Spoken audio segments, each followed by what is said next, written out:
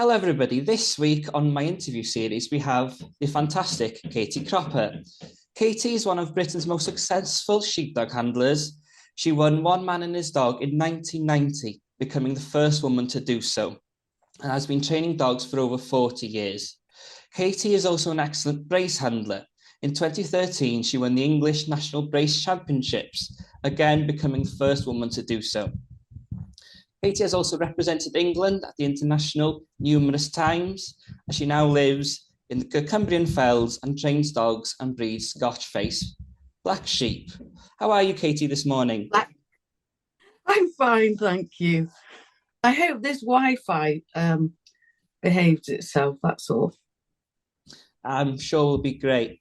Well, first thing I want to ask you is, now, it's a simple question, but I find it quite challenging to actually answer it.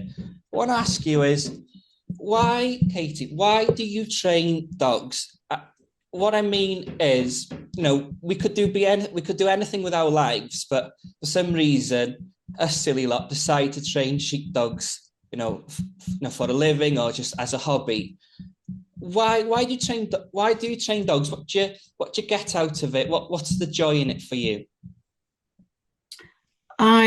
I'm just totally passionate about it. And I started doing it because I'm hopeless at everything else. But I love the connection with dogs, and it's the only thing I can do, really. That's interesting. How did you first start getting into sheepdogs? Were you brought up with dogs, or is it something you came into? It's a very long story, really. My father was a headmaster of a boys' school that he founded in North Wales. And so I wasn't from a farming background. But I was married to my first husband when I saw a sheepdog trial going on. And I just thought that looks incredible. It was in North Wales. I was in North Wales at the time. And I just thought that's what I wanted to do. So I sort of swapped my husband for a sheepdog, and it went on from there. Oh, good. That's fascinating. One question I'd like to ask is, when we're starting out, it's often we're so eager to learn when we're starting out, and we try and ask people for advice and excellent handlers.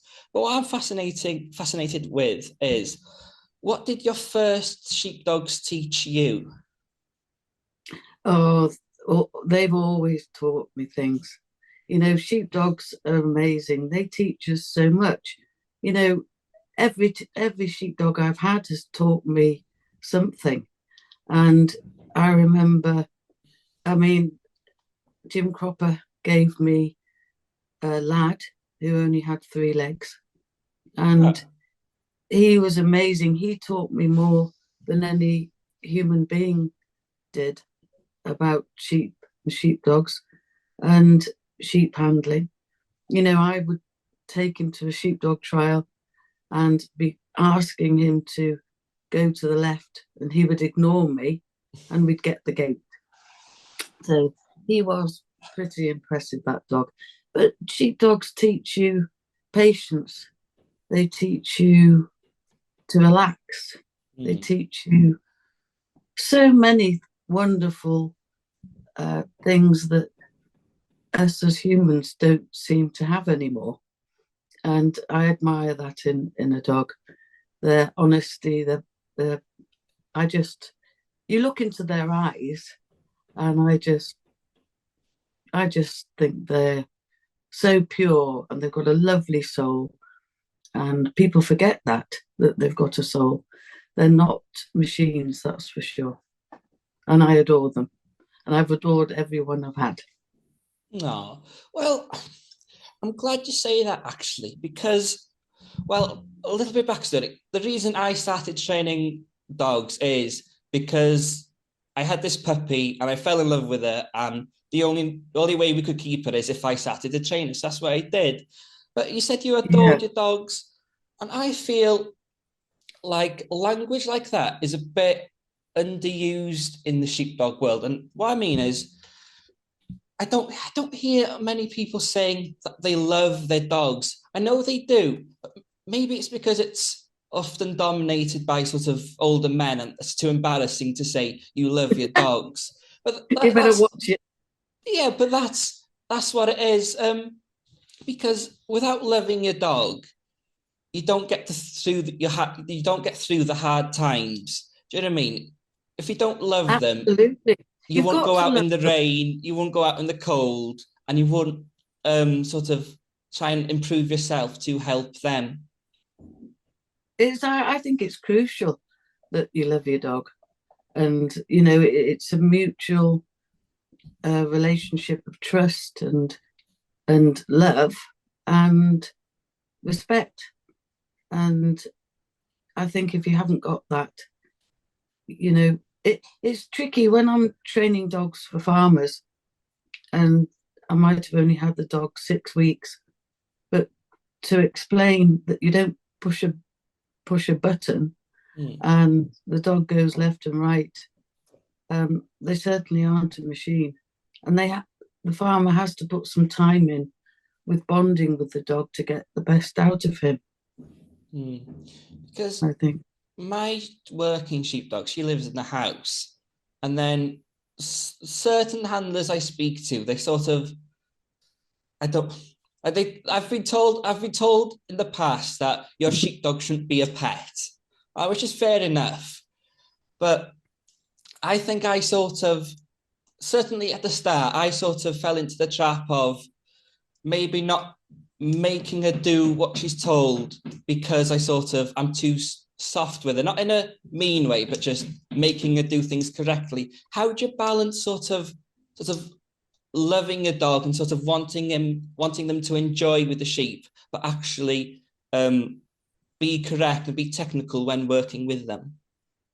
I think it's sometimes difficult, and they all have different personalities and attributes. But I know at the beginning of the nursery season, for example, my dogs sort of take the mickey out of me a bit. They don't stop right on command, but they're a bit, maybe just give it an inch or so, and then after a while, I think to myself, now you know that you've got to stop.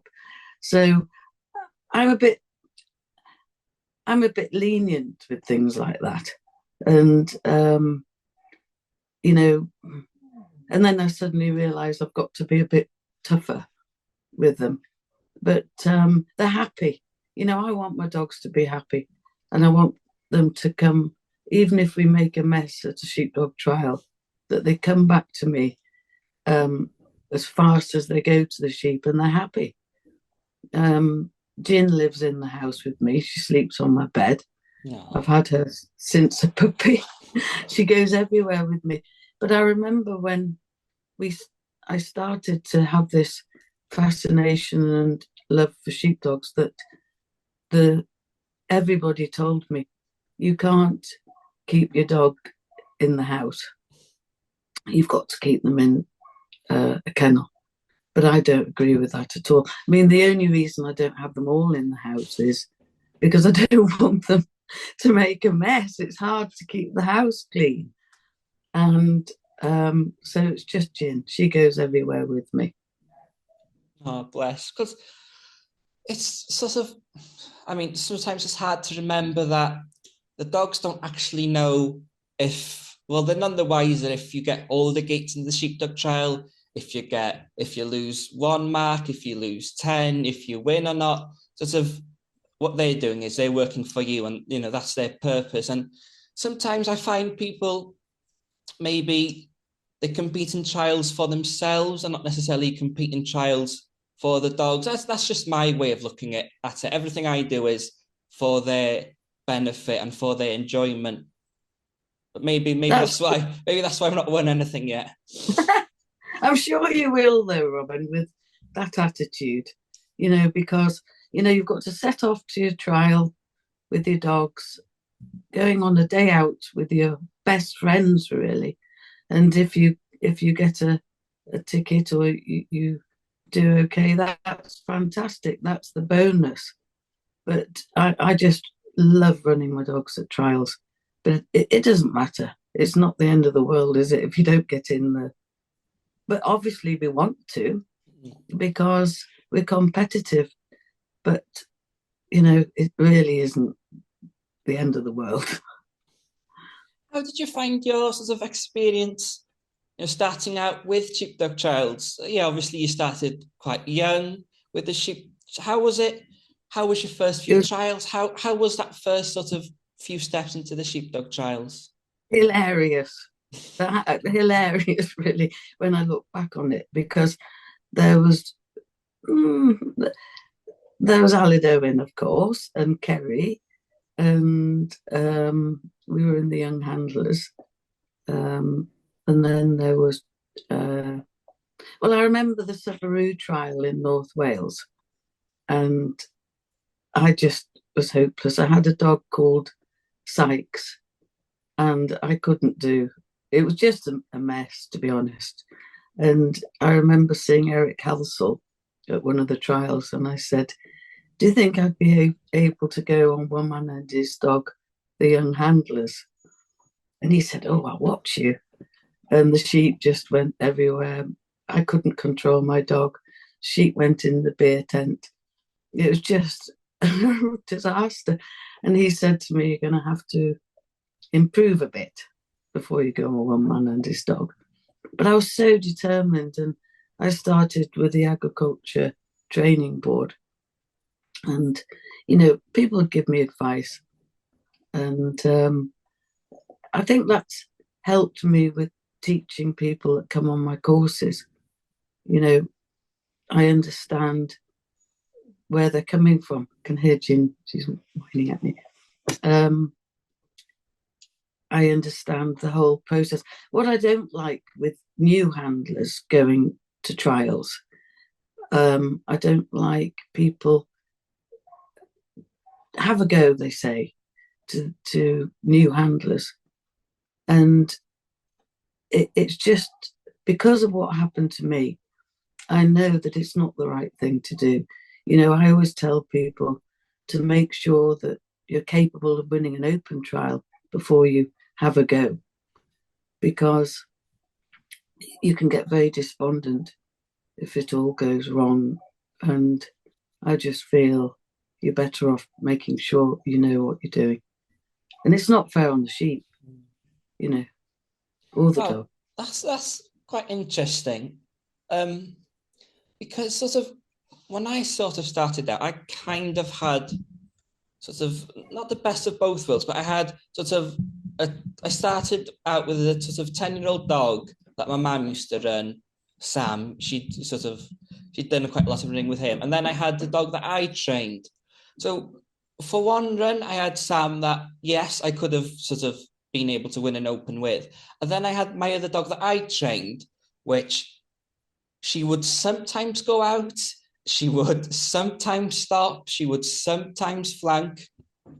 And sort of, I do think that if I'd sort of started with just her and having to go all the trials with just her and having just that experience of, it wasn't very good. There was no enjoyment with it, but it was just getting her sort of to learn.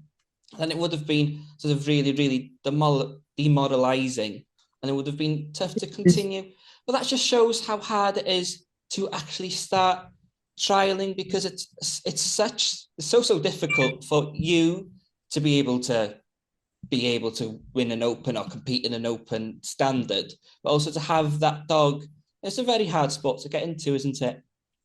It is, and it's training a dog without sheepdog trialing is a commitment, and it's hard to do because every dog is totally different and needs treating as an individual.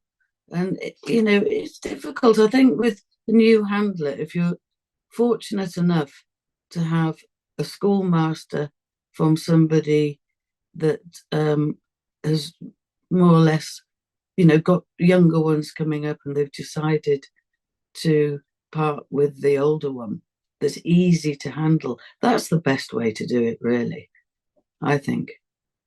I wish Yeah. I'd had that opportunity anyway. Yeah, definitely. Because with the older dog I had, essentially, if I was whistling, I was just making it harder for him just to do what he wants because he knew better than me, and that's the way to learn.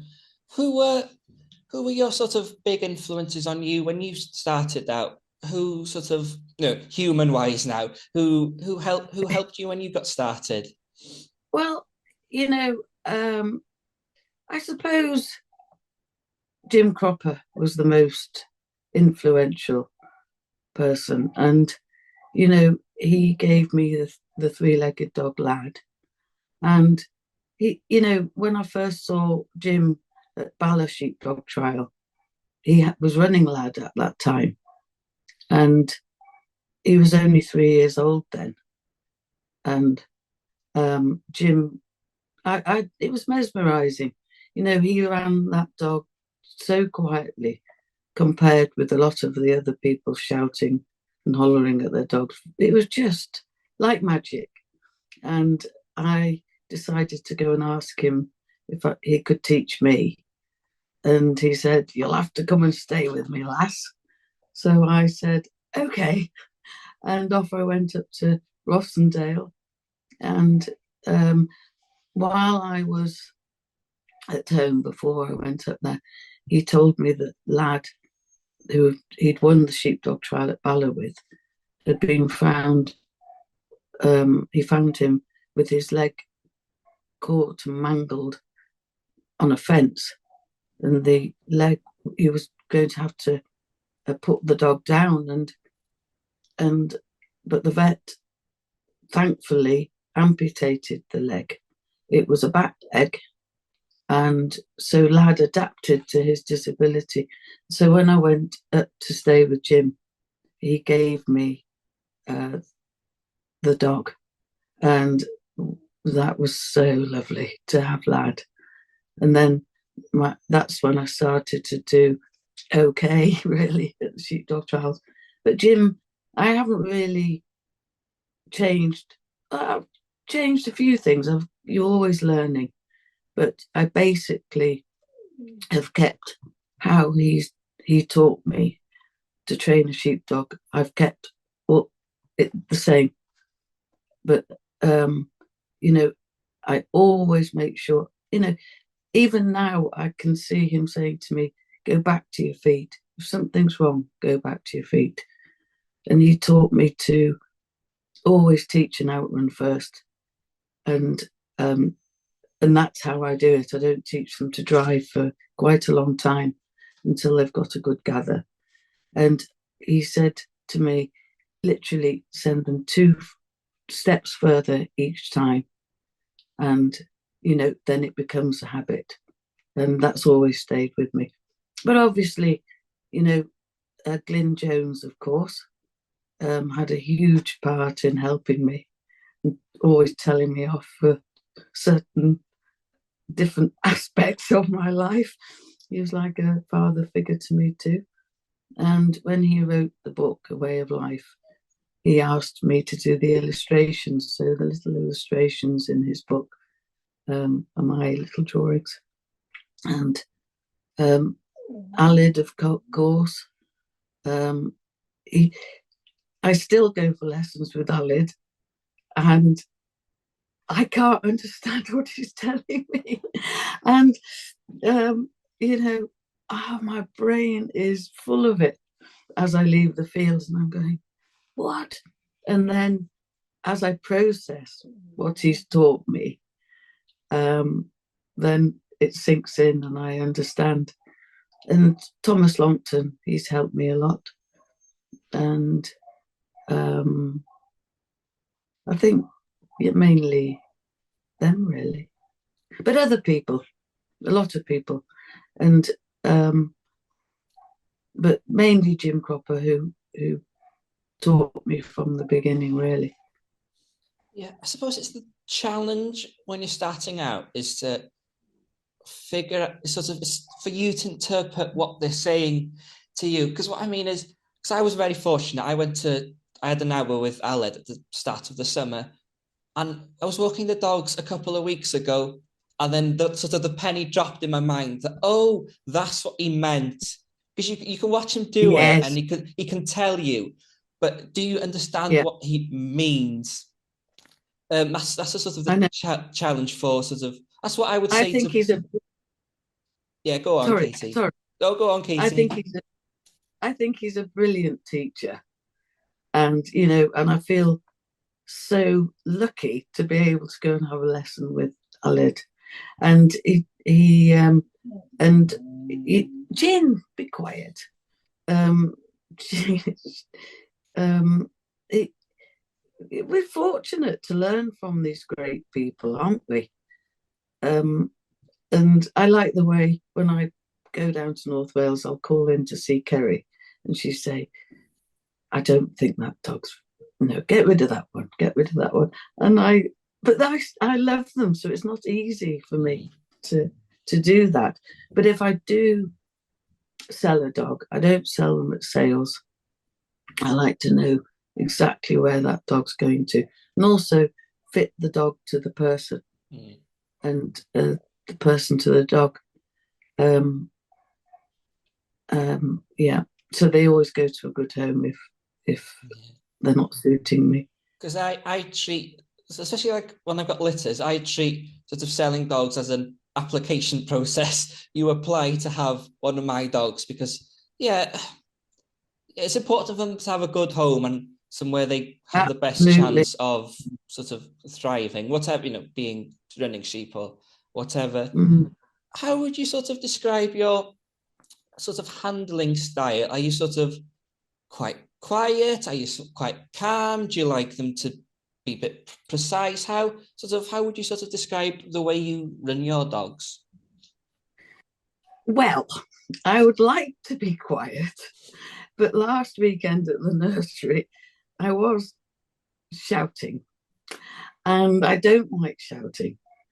I like to try and handle quietly. I like to try and be quiet. My whistle's quiet. But I do have a no that comes from my gut that, I'm frightening when I shout. I really am. So I don't like shouting. I try and be quiet, um, and, Jin, I don't think I've ever had to shout at Jin, which is the perfect type of dog. She's easy to handle. But Ben, my nursery dog, you can hear me shout, Ben, right down the valley. Well, that's the way to do it. That's what I try to be, sort of be quiet, but then so when I do sort of raise my voice, it registers, because if you're just shouting, it's it gets drowned Yeah, I out. They're know. used to it, aren't they? Absolutely. Once they get to an open dog, you don't want to hear shouting. But especially from a woman, it sounds even worse. But yeah, the nursery season can be a bit shouty sometimes, but you try and be as quiet as you can. You mentioned nurseries, because I'll have something for sort of next year's nurseries now. What's the sort of, how do you start the process of being able to work at home, doing nice things at home, but this process of transitioning into sort of doing a trial with a younger dog? Is there sort of certain things you do, or is it just a matter of practice? How do you approach that? My training method for a work dog or a trial dog is no different. You train them exactly the same, and I wouldn't have a trial dog unless it was a good work dog.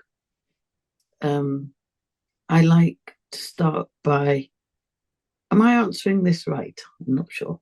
Stop me if I'm wrong. No, you're great. I like them as pups. I love the whole process of training a pup and bonding with it and letting the brain develop and having a nice childhood, if you see what I mean. and getting to know. You can teach them so much from 8 weeks old. They're learning your voice. You can teach them to lie down, and that'll do. And then when you introduce them to sheep about 4 months old, that's fantastic. And then, you go through the summer training them, and then just before 2 years old, in general, you can take them to the nursery trials, and it can all go absolutely tits up. And it's such a shame.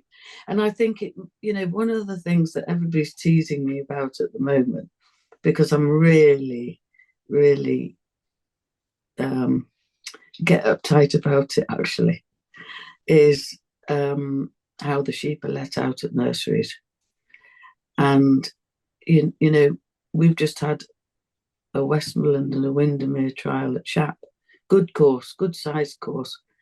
And I pride myself in letting the sheep out correctly and getting out the way, to give the dog a fair chance. And, if it goes wrong for a young dog at the top of the field with people shouting at their dogs or not letting them out nice and quietly and purposefully, it can ruin your dog. And have I gone off at a tangent there? No, you're answering exactly what I asked. Do you feel like with nursery dogs that people have bigger expectations on younger dogs these days? Do people push younger dogs to do sort of more, or has that sort of always been the case that they've wanted the younger dogs to do everything straight away? I think with the nursery finals now, it's a goal for people that we must have the dog like this. And I'm the same, I would love to do well with my nursery dog. So it's a huge amount of pressure for a young dog. In the old days, you'd go to the nursery trial for a bit of crack and see how your dog could do. But now they've got to be really well trained. I think it's important not to cut corners and train them correctly. But you can have young dogs that look fantastic in September, and you get so excited about the nurseries. Then you get to the nurseries, and then you realise, well, this dog really isn't enjoying going trialing, and it's disappointing. But again, it's not the end of the world, is it? You just got to keep on going. Yeah, my granddad always tells me nothing matters half as much as you think it does, which is sort of very true to dogs specifically. You mentioned sort of bonding with them early. I spoke to Nidge Vias for one of these, and he said, I'll paraphrase, but it was something like the first 12 weeks of a dog's life is the most crucial part for brain development, and how you're with them then is important to how they sort of go on to be, which makes sense, really. So, say if you want a dog, then would you be? Sorry. No, go on, Katie. That was a lovely interview, I thought, and Nidge is very articulate, and not like me with all my words coming out upside down. But it was very interesting, the things he had to say about young dogs. He always has time for you to explain, because I was in the North Wales trial we were, and that's sort of where I met Nidge first, and then I was telling him about my dogs with adoption, and he got one of his dogs out, and then he showed me how to set him up properly, and we spent sort of half an hour discussing my sort of one dog. So yeah, you've got to be grateful when somebody so generous with their time offers you to absolutely so much advice. And he is, and he's funny as well. That helps. Yeah, it does. What I was going to ask you was, so when you want a dog, then would you be more inclined to buy a pup rather than buy one in, or as in buy one a bit older, or what's your sort of technique of getting dogs? It would be very rare sorry, it would be very rare that I would buy an older dog. Mm. But I prefer to have them from pups. And, I've got one now, and that I bought. I don't breed litters very often, but I bought one, and he's just so sweet. I love them to have happy looking faces, and he's as keen as mustard. And then I decided to have a litter from gin, and it was very difficult to know which dog to take her to, as I thought, I'm not breeding from her again. I just want one litter. So I took her to Angus Jardine's Nap, which is the son of Alid Roy, and a lot of good old-fashioned breeding there. And those pups are fantastic. They've all gone to great people that will do a good job on them, I'm sure. And I've kept two, and they're great little characters, keen as mustard. And, I enjoy, and as I said before, I enjoy having a pup more than anything. So when you're sort of looking at maybe dogs to breed with, or what you want out of your dogs, what characteristics, what sort of styles do you look for in a sort of a stud dog, or maybe if you do buy one, what are you sort of looking for in your dogs? The most important thing is the temperament. And for instance, Nap, wonderful, wonderful, loyal dog, and relaxed. He could just sit on the bike and just relax, be in the sheep pens, told to lie down, he'll just relax. And that's important. I like a nice, relaxed temperament, and one that's loyal and wants to please you. That's important. And they have different characters. Ben, my nursery dog, just makes me laugh. He's a buffoon. I think he's got a good sense of humour. Yeah, because I've sort of grown to find that loyalty is something I hadn't really considered before training dogs, but makes sense that if a dog wants to please, and if the dog sort of loves you back, then he might be less inclined to sort of play up at the sheep, because I've had sort of a few people come here talk to me about dogs, and they've brought their dogs. What I'm trying to say is, oftentimes when you're working on a farm, you might necessarily have the time to take it for a walk, or spend sort of quality time bonding because life is so busy. But when I find with dogs that, maybe it's just in my experience, but dogs that aren't as close to you, I find sort of less responsive and less sort of eager to correct their mistakes on the sheep. Because if they're thinking, oh, sod him, this is my time, I'm enjoying myself, that sort of on the sheep, it shows up, their personality shows up on the sheep. Yes, and if they don't want to please you, even when they want to please you, it can go wrong. But, I think it's one of the most important things that they listen. They're good listeners. And then I don't like a cold dog that just doesn't want to listen, doesn't want to please you. It's, you've got to be able to connect with your tone of voice, and there's some that's so hard and just don't care about you at all.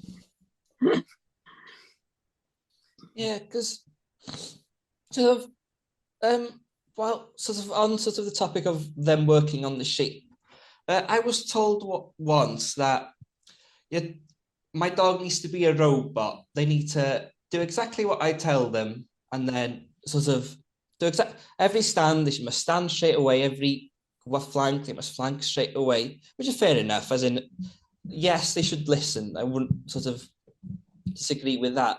But I I like my dogs to work the sheep on their own. So what I find was whilst doing that, I was sort of micromanaging them. I was sort of trying to command their every move. And there's a lot to say with sort of letting your dog sort of handle them on your own. Because I was speaking to my mum about it, and she says she she thinks that dogs these days are more robotic. There's not as much, don't see much sort of style and sort of that natural intelligence on the sheep. Is that something you spot, or is it just nostalgia for older dogs, do you reckon? I think, you've got to train them correctly Mm. so that they do stop and they go left when you ask them to, go right when you ask them to. But the most important thing is for me is when they come to contact with the sheep at the lift, that you can leave your dog to decide, to know what to do. I It's really important for me. I had an eye up, so I've only got one eye that vaguely works. I can't see out of one of them. And for instance, at the National, Jin went right to the place and knew how much pressure to put on, and I knew I could trust her. And you've got to be able to have that in a dog. I think it's really important that they can balance the sheep. Then by the time they got to the fetch, I could see what was going on. Don't tell anybody. People mustn't know that I can't see. Because you do a lot with sort of obedience training, don't you, with different kind of dogs. How Yeah. important is sort of general obedience training with sort of sheepdogs specifically? Do you find that sort of teaches them to sort of respond to commands, before actually going to the sheep? I teach them to lie down, and that'll do. I do lots of pet obedience these days with dogs that do all kinds of things, aggressive dogs, or pull on a lead, chase cars. And I can guarantee every dog that comes through my gate has either got a harness on or a halty thing, or and they've all been trained by treats. And I just, you're controlling them by the tone of your voice, not by treats. And it's fairly simple to teach pet owners to connect with a dog by the basic commands of sit and stay, and not to pull on a lead. But they're too soft. If a dog's pulling on you on a lead, a dog has got to know when you're happy and when you're not. And if your voice is the same all the time, the poor dog isn't going to know. And I teach these pet owners to come down on them like a ton of bricks. Be very quiet with your commands. But when you're not happy, it's at the other end of the spectrum. And they've got to think their world has ended virtually. And but people, pet owners that go to these average, dog trainers, they don't teach them to connect with the dog. They just teach them to pander to their dogs. And that does not work. And also, I just look at the world as it is, and people can't control their dogs or their children because they're not given direction. And, that's what they need. And it's very similar to a pup. It's very similar to rearing a child. Well, at least Henrietta, my daughter, thinks that I treated her the same as a pup, and she's quite well behaved, actually. Oh, well, that's good. That's good to hear. She's far better behaved than me. So what sort of, would there be what's the difference in sort of your sort of techniques when it comes to sort of training a pet than sort of training a sheepdog to work? Is it the same basic principles, or what's the difference between training different dogs to do different things, or do you use sort of the same principles to instill? Sort of, are you just asking them to do different things, but the same principles? Absolutely the same principle. You know, if you can't teach your dog to sit, stay, or that'll do, then you're not going to control it. You know, the moment a dog doesn't lie down, you've got to tell it. Then he's learning to listen to your voice. So if your pet dog is suddenly going after a rabbit, and you shout, "No, what you're doing, sit," he should listen to you because you've taught him to sit or stay.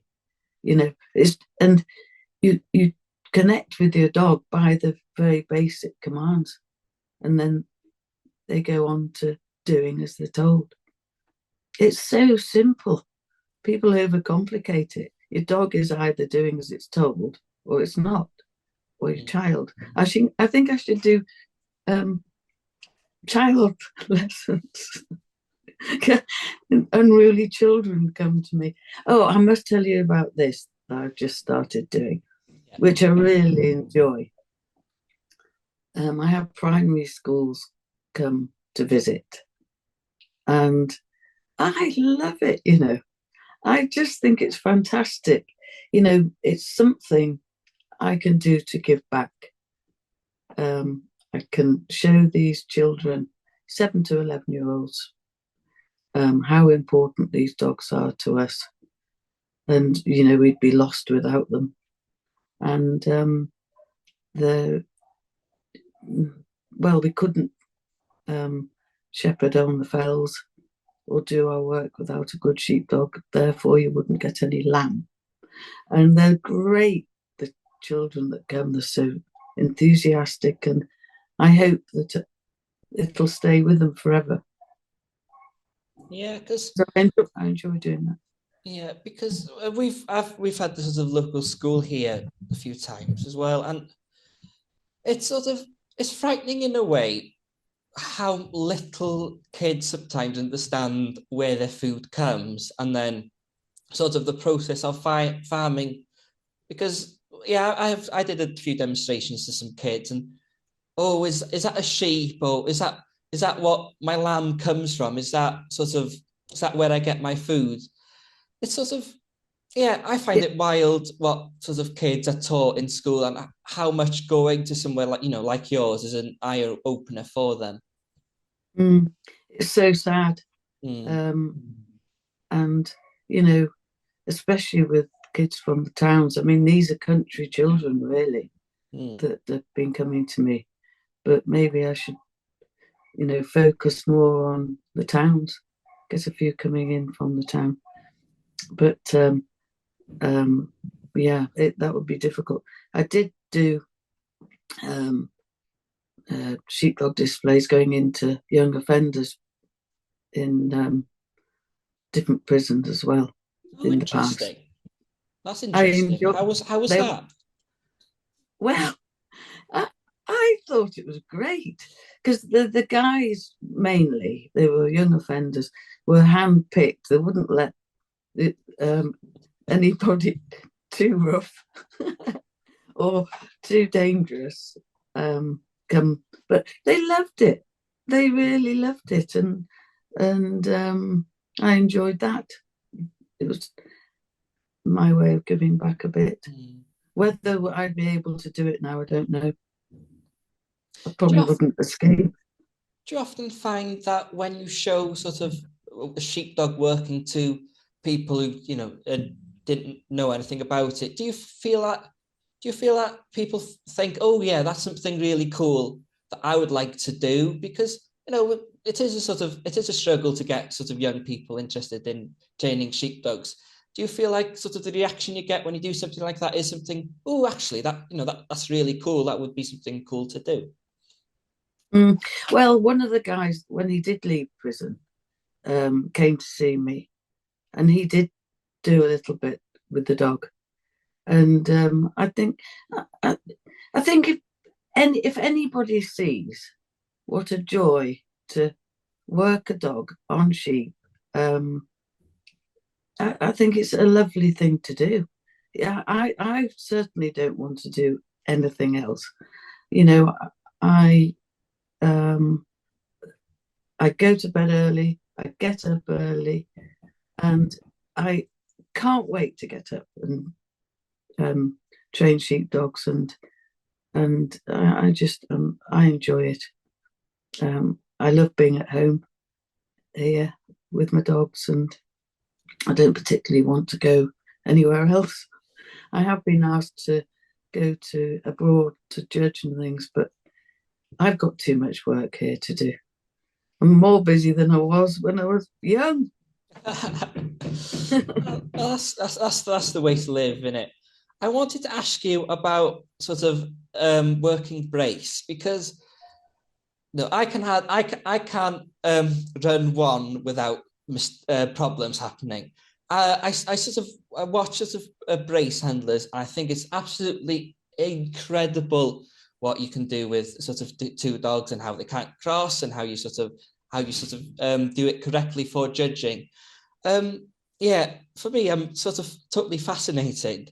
So, how do you sort of start off with finding a pair of two dogs that work well together? How does that start? How does it all come together? I'm constantly thinking when they're, young dogs, oh, I wonder if this one will like that dog and we can work them together. Obviously, when you're working, gathering, or doing any sheep work, you might use two or three dogs. But for actually a brace pair, I think the most important thing is that the two dogs like each other. And I had the brace pair that you mentioned before, Savo and Zach, and they were brilliant at my work. And I just thought, I wonder if they they could balance to each other and enjoy trialing. And they did, and I was very successful with them. And I was so at home running two dogs, um, which is unusual because, in the sense that I'm very dyslexic, and to be able to, because I'll try and explain this. Emma Gregg, really good friend of mine, she is so clever and tremendous brain. And she said to me, I can't get to grips with using two sets of whistles. And I find that so easy. It's hilarious, that. And I just get in the zone and I really, really enjoy running doubles. But unfortunately, last couple of years, I had Mel, Nero Mel died of a heart attack in last spring, which meant I couldn't run my doubles. So, and I found that Jin is so spoilt and so just wants to be with me that she doesn't want to run in doubles, which is fine. So I'm not going to force her to run in doubles, although I think I've got a dog that might suit her. But so you have to have two dogs that like each other. And even if they work slightly differently, that doesn't matter to me as long as they want to please and they like each other. That's the most important thing. And then when I think to myself, I've got a nice pair of dogs, start putting. I don't tend to put whistles on a dog for the nurseries too soon until I know if they're going to work as doubles, and then put their whistles on accordingly and teach them as soon as they hear the other dog's whistle to stop. And then that leads to them just half stop when you're working them as doubles. They work together. It's a great thing to do. Yeah, well, yes, I find it totally fascinating then. Um, so when you mentioned sort of finding a pair that work well together, what makes a good pair? what do you look for when they do work together? That they how do they complement each other? And what sort of little things are you looking for when you're picking a brace pair? Well, I think it's as simple as they've got to like each other. And I think with working on the fell and using them in the work situation, they get to balancing the sheep between them and doing the job together. And then you can, for trialing, just put the finer points on them. But that they've got to like each other and then understand to work together. That's the most important thing. Because yeah, so it's hard enough to find one sort of decent dog, never mind sort of two. Is it How hard is it for somebody to get into brace competitions? Because for me, it looks daunting and it looks scary to do it. Do you find it actually once you sort of give it a go and once you do have a pairing that you sort of enjoy it after? How do you sort of I don't find know. competing? If you're interested in it, you should have a go. But you've got to have two dogs on two different sets of whistles. That's pretty important. So I tend to not even they'd be on the same voice command. okay. I don't do different voice commands. They've got to be obedient. I tried to run Butch and in fact I did go on One Man and His Dog before lockdown with Butch and Abby. And Butch was, as his name suggests, a big, strong dog. And Abby was tiny. But we did manage to do okay because the two dogs did want to please me. But they were totally different types of dog.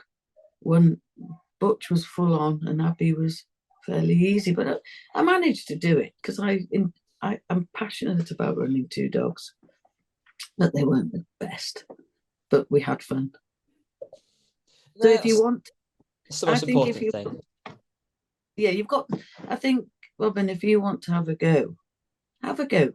You either really enjoy it or you find it.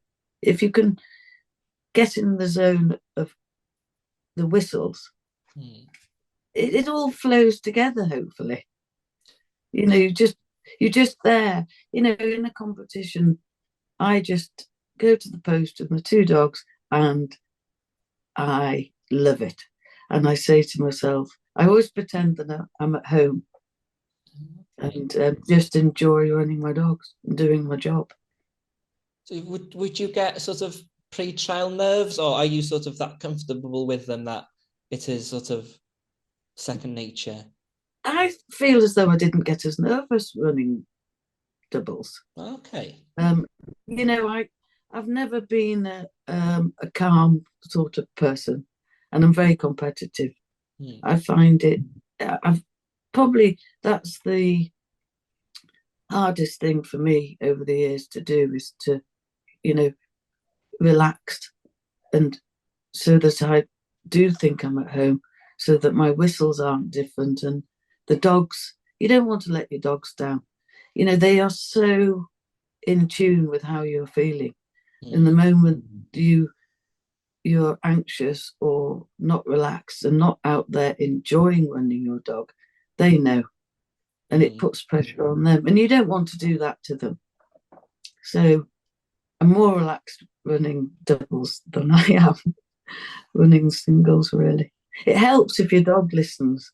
If you're going out there with a dog that you haven't got a great relationship with, then you're asking for trouble. There's so many things that can go wrong at a trial, and if you haven't got a good connection with your dog. Yeah, you mentioned that they can sort of feel your emotions, because that's where I was going wrong with my dog that was struggling at an auction. She was struggling leaving my feet, she was.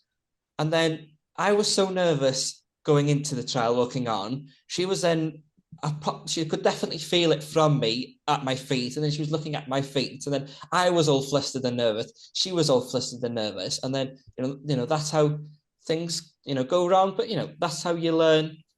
It does, Um, and it's a vicious circle. You've got mm, to be able to, um, you know, if you change your attitude towards the dog will change their attitude towards you. And, any problems with the outrun, you really have to go back to your feet, and gradually send them from your mm, feet yeah, and because let them go in a nice line. I used to believe that. So she just turned 4 recently, and I thought, oh yeah, 4. She's 4. She's fully trained. That's it. Take her to trials. Work her a bit at home. But so quickly did I realize that, oh my God, that you go back to basic training, because I don't think I believe now there's such a thing as fully trained. There's always sort of little things you can do. Yeah, as you said, Absolutely. going back to basics is so Yeah. important. It's not I something I think, thought about. yeah, I think if you realize that you've cut corners, then just go back to your feet. It's crucial that they're started correctly in the round pen and they're taught to. As soon as you show your pup the sheep, they learn to hold them to you, not to hold them against the fence. That's my way. Everybody has different ways of teaching their dogs, but I like to teach a pup to immediately hold the sheep to me. Mm, I would never let some pups just go tearing round sheep in the paddock, and it's not found the sheep apart from anything else, and it's not teaching the pup anything. mm. You know, It's also so important to get the right sheep for them, especially sort of younger pups, because I think that's what a lot of people struggle with, starting is getting suitable sheep for sort of younger dogs, because wild sheep, and then it just encourages them to be wild after them, doesn't it? absolutely. It's crucial. I have some very well dogged sheep, probably the best dogged sheep in the UK. And they just, as soon as they see me, they'll just 2 or 3 Hebrideans will come and be with me, which is ideal for starting a pup off. You're in control of the situation, and straight away they're learning. It doesn't. It's crucial that you do have quiet sheep. Mm. I know you do a lot with sort of helping sort of other newer handlers sort of start off. Is there any sort of common mistakes you see in sort of handlers that are starting out training dogs? Is there sort of certain things that most people fall into the trap of when they're starting? I think that people, and um, also people that have done it for a long time, some people, Hmm. um, they they teach them to drive too early, and so Okay. the dog, it's mixed messages for the dog, because you know the outrun is to go. You're teaching them the opposite if you teach them to drive. And I just think until you've got a really good outrun, don't teach them to drive. But every dog's different, and you can start to let them just um, drive a little bit with some dogs, and that's a good thing. You've got to trust your instinct with every dog you train, as to you can't read a book and say that's how you train a dog, because they are all individuals, and you need to instinctively teach them what they need. And Hmm. I don't like to be too sergeant majorish. I like it to. I probably I'm not as fast as some trainers. I take my time to do every aspect correctly. Hmm. I think it's the way I like to do it. Yeah, that's sort of similar to my way as well. I would, I'm always worried of doing too much at the beginning and then spoiling them quickly. That's my main sort of worry Yeah, when your training dog. them. Sorry, Robert. Your dog doesn't know it's learning really. Mm, They're happy. Your dog's got to be happy, and everything you teach, you've got to be. Some dogs are more sensitive, and you've just got to get inside your dog's head and think. what's he going to do next, or how am I going to get him to do that movement? You know, you're using the sheep and you're using your tone of voice to get what you want out of the dog without forcing them to do it. They don't know they're being trained. Because I was always trying to think what they think that you're trying to do, which is think what they think what you're trying to do is, and then because they're on the ground, they see you sort of maybe waving your arms, maybe raising your voice. You know, they're probably thinking, what the hell is this man on about? Do you know what I mean? And it's not obvious to them, is it? Do you know what I mean? You have to be clever on how you sort of manipulate them when training. Yeah, you do, and you've got to be quiet. Never lose your temper. I mean, I will tell a dog, you know, Ray, give them this voice that I've got that scares everybody. They've got to know when you're not happy, but you want to be quiet the majority of time, and don't train for too long. You know, they won't learn when they're, you know, panting and exhausted. It's hopeless. So sometimes I'll even go to the field and just, if depending what's needed, maybe they just need an outrun and then put it away again. You know. How many times a week would you take sort of a dog training out to the field? If I really like a dog, I can't wait to take them out as many times as possible. But I start them here, in the fields here, on, you know, fairly quiet sheep really, and then I go other places, and I've got land where I've got my Scotch black-faced sheep over, which is half an hour away, which I'm very proud of them. You know, they're the king of sheep, and but nobody else likes them around here at all. But I like them, and I've recently bought some Cheviot UU lambs that are top quality. You've got to have quality in all things. So you're not using them for training then, I suppose. No, I do go, and once they're trained, you know, to a certain standard, then I'll take my dogs there.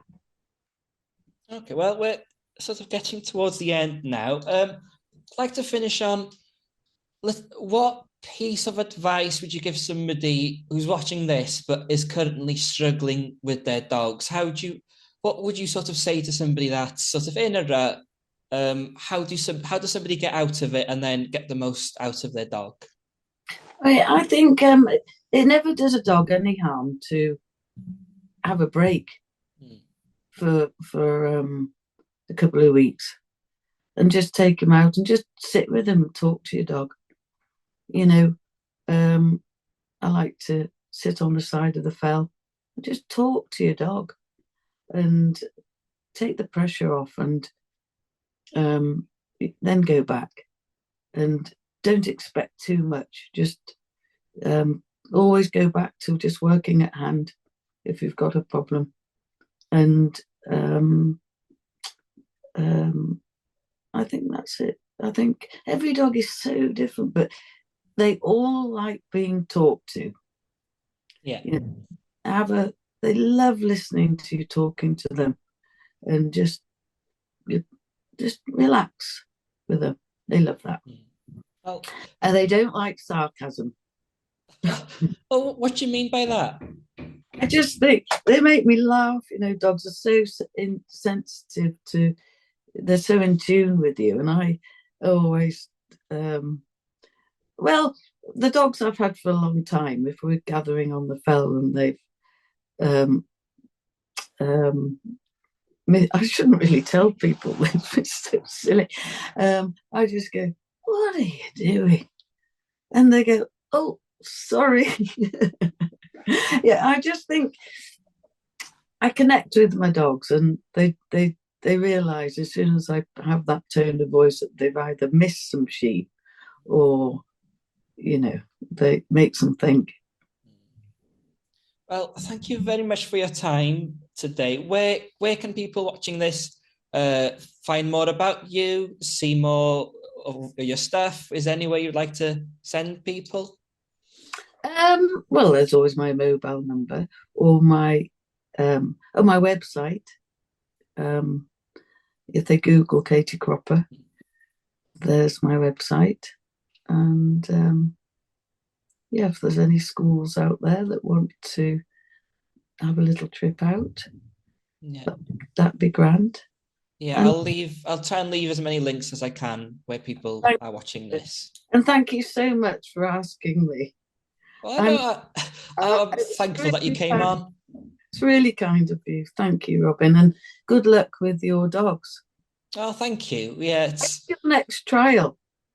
oh, I don't suppose I'll go to trials now until so yeah, start of spring. There's not much on around North Wales, to be honest. Let's hope they'll have a Kerry will put Bod Farry on again. Oh yeah, that's always a good trial, isn't it? It is. Well, thank you very much.